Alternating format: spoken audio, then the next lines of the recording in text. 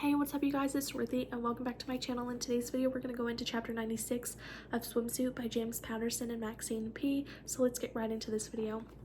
This video may contain sensitive topics and foul language. If you do not wish to continue, I suggest you click off the video now.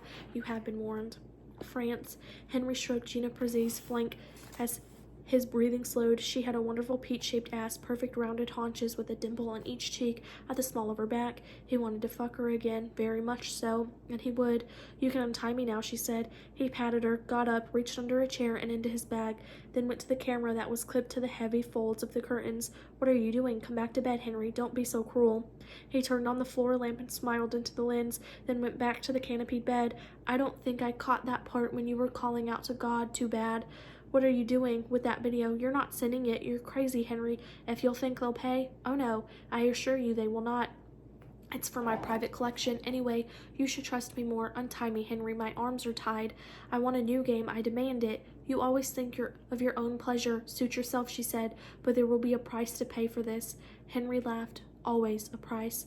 He picked up the remote control from the ornate night table, turned on the television set. He clicked past the hotel welcome screen, found the channel guide, pressed the buttons for the BBC. First there were sports scores, then a market wrap-up, and then there was the faces of the new girls, Wendy and Sarah.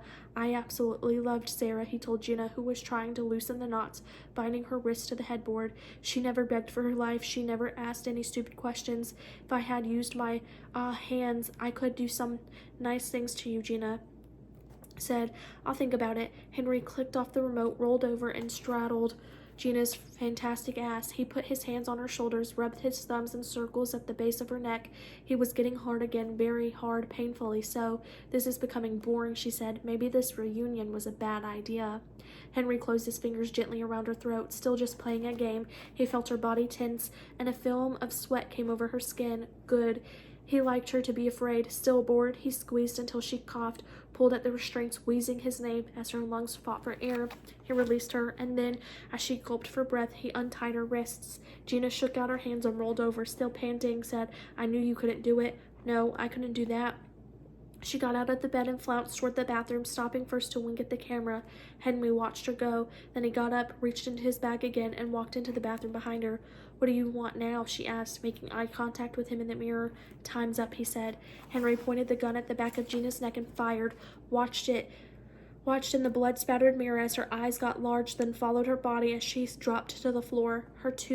He put two more slugs into her back, checked her pulse, wiped down the gun and the silencer, placed the weapon at her side. After the shower, Henry dressed. Then he downloaded the video to his laptop, wiped down the rooms, packed his bag, and checked that everything was as it should be. He stared for a moment at the 3 diamond wristwatches on the nightstand and remembered the day he met her. "I have time for you." Together the watches were worth 100,000 euros. Not worth the risk, though. He left them on the table. "A nice tip for the maid, no?"